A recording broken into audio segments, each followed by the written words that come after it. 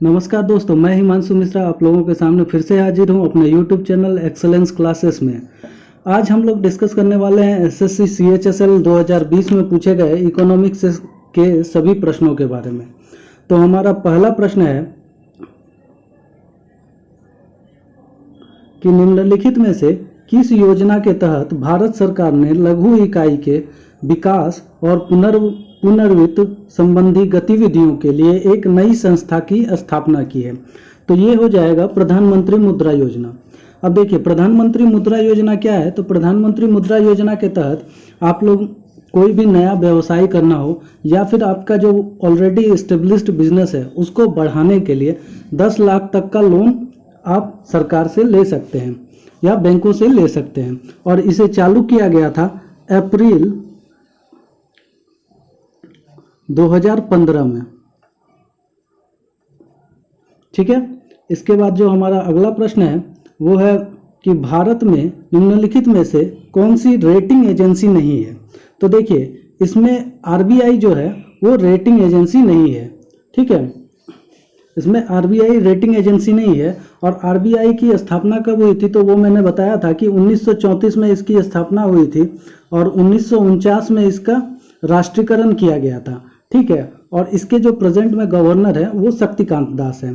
तो इसके साथ ही हमारा अगला प्रश्न क्या आता है कि निम्नलिखित में से किस गतिविधि को अर्थव्यवस्था के द्वितीय क्षेत्र के एक भाग के रूप में वर्गीकृत किया जा सकता है। तो द्वितीय क्षेत्र में कौन सा आता है? उद्योग। तो इसमें से देख लीजिए जो उद्योग है वो इसमें एक ही है कि फार्म उपकरण विनिर्माण। कानूनी परामर्श ये थर्ड में आ जाता है, सेवा क्षेत्र के अंतर्गत। चाय बागान ये कृषि है यानी कि फर्स्ट में आ जाएगा। और वैश्वीकरण ये तो एक प्लेटफॉर्म तैयार करना होता है। ठीक है, और हमारा आज का चौथा प्रश्न है निम्नलिखित में से किस वित्तीय संस्था का राष्ट्रीयकरण 1949 में किया गया। तो देखिए अभी अभी मैंने बताया कि आरबीआई जो है उसका राष्ट्रीयकरण कब किया गया तो 1949 में किया गया। अब देखिए इसका जो सिडबी है SIDBI सिडबी, इसका फुल फॉर्म होता है small industrial development bank of India. इसकी एस्टेब्लिशमेंट कब हुई थी तो 2 अप्रैल और 1990 में। ठीक है, इसके साथ ही पीएनबी के बारे में तो जानते ही हैं, पंजाब नेशनल बैंक। और IFCI जो है ये याद रखिएगा ये एक नॉन बैंकिंग फाइनेंस कंपनी है। ठीक है, यानी कि ये गैर वित्तीय संस्थान है। और इसके एस्टेब्लिशमेंट कब हुआ था तो ये इसका एस्टेब्लिशमेंट हुआ था 1948 में। और इसका फुल फॉर्म होता है industrial finance corporation of India. ठीक है दोस्तों, तो इसके साथ ही हम लोग अगला प्रश्न देखते हैं। निम्न में से कौन सी भारत की सिर्फ बैंकिंग संस्था है जो मौद्रिक नीति को नियंत्रित करती है। तो आप लोगों में को सबको पता होगा कि जो हमारा रिजर्व बैंक है वही भारत में मौद्रिक नीति को नियंत्रित करता है। ठीक है, इसके बाद जो हमारा नेक्स्ट प्रश्न है वो है मिश्रित अर्थव्यवस्था क्या होती है। तो मैंने बताया था अपनी वीडियो में कि जहाँ पर क्या होता है सरकारी के साथ साथ प्राइवेट का भी इन्वॉल्वमेंट होता है तो वही मिश्रित अर्थव्यवस्था कहलाती है। तो यहाँ पे जो ऑप्शन है उसके अकॉर्डिंग संसाधन आवंटन वाणिज्य और व्यापार की एक बाजार प्रणाली जिसमें सरकारी हस्तक्षेप से मुक्त बाजार स्थिति में होते हैं। ठीक है, तो इसके बाद जो हमारा अगला प्रश्न है वो क्या है कि भारत में दूसरी पंचवर्षीय योजना की अवधि क्या थी। तो देखिए दूसरी पंचवर्षीय योजना जो थी वो 1956 से 1961 तक चली थी। ठीक है, और इसके बाद हमारा 8वां प्रश्न आ जाता है जीएसटी से।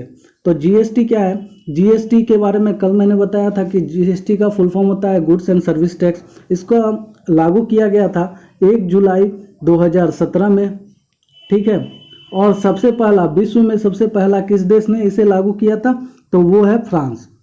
ठीक है, अब इसमें सवाल क्या है कि सवाल ये है कि जीएसटी संविधान के किस संशोधन अधिनियम द्वारा प्रस्तुत किया गया तो वो था 101वां संविधान संशोधन। ठीक है, अब हमारा 9वें प्रश्न के तरफ चलते हैं कि राष्ट्रीय कृषि और विकास बैंक की स्थापना कब हुई। तो कल भी मैंने बताया था कि राष्ट्रीय कृषि और विकास बैंक की स्थापना यानी कि नाबार्ड की स्थापना 1982 में हुई थी। ठीक है, अब 10वें प्रश्न की तरफ चलते हैं। तो 10वां प्रश्न है भारत के कृषि क्षेत्र में सामान्यतः किस प्रकार की बेरोजगारी पाई जाती है। तो देखिए ये प्रच्छन्न बेरोजगारी होती है, इसी को हम लोग छिपी हुई बेरोजगारी भी कह सकते हैं। ठीक है। अब देखिए ये छिपी हुई बेरोजगारी क्या होती है। तो होता क्या है, ऐसा क्षेत्र में जितने लोगों की ज़रूरत होती है ना, उससे कहीं ज़्यादा लोग इन्वॉल्व होते हैं। ठीक है, यानी जितने भी मजदूर लगे हुए हैं उनके उनके जो ऊर्जा क्षमता है, उनकी जो क्षमता है, उसका सही से यूटिलाइज नहीं हो पाता है। ठीक है दोस्तों, तो हम अब चलते हैं अब अगले 11वें प्रश्न की तरफ। 11वां प्रश्न है, भारत के वित्त आयोग के 15वें अध्यक्ष कौन है? 15वें वित्त आयोग के अध्यक्ष कौन है? तो वो आप लोगों को पता है कि एन.के. सिंह जी हैं। अब देखिए वित्त आयोग के बारे में थोड़ा सा जान लेते हैं। तो वित्त आयोग के लिए हमारे संविधान में आर्टिकल 280 का प्रावधान है। आर्टिकल 280 में वित्त आयोग का प्रावधान है। और भाग कौन सा है? तो भाग 12 है। ठीक है। अब इसमें देखिए ये जो वाई.बी. रेड्डी हैं, ये 14वें वित्त आयोग है। 15वें वित्त आयोग एन.के. सिंह और वाई.बी. रेड्डी साहब जो हैं वो कौन से हैं? 14th वित्त आयोग थे। अब इसके साथ ही हम लोग 12वें प्रश्न पे चलते हैं। तो 12वां प्रश्न है, अर्थशास्त्र के किस शाखा के तहत मजदूरी, किराया, ब्याज और लाभ की अवधारणाओं का अध्ययन किया जाता है? तो ये आ जाता है व्यष्टि अर्थशास्त्र के लिए। व्यष्टि अर्थशास्त्र के लिए क्या आ जाता है? मजदूरी, किराया, वाणिज्य, ब्याज और लाभ की अवधारणाओं का अध्ययन किया जाता है। ठीक है। अब हम लोग 13वें प्रश्न की तरफ चलते हैं। तो 13वां प्रश्न है, मानव विकास रिपोर्ट पहली बार कब प्रकाशित हुआ था? तो मानव विकास रिपोर्ट जो है वो 1990 में पहली बार प्रकाशित हुआ था, जो कि यूएनडीपी द्वारा प्रस्तुत किया जाता है। यूनाइटेड नेशंस डेवलपमेंट प्रोग्राम के अंतर्गत ये मानव विकास रिपोर्ट प्रस्तुत किया जाता है, जिसमें हमारे भारत का पोजीशन कितना है? तो भारत का पोजीशन 129 है। और टोटल कितने देशों ने पार्टिसिपेट किया था? तो टोटल इसमें 189 कंट्रीज़ ने पार्टिसिपेट किया है, जिसमें से भारत का रैंक 129 है।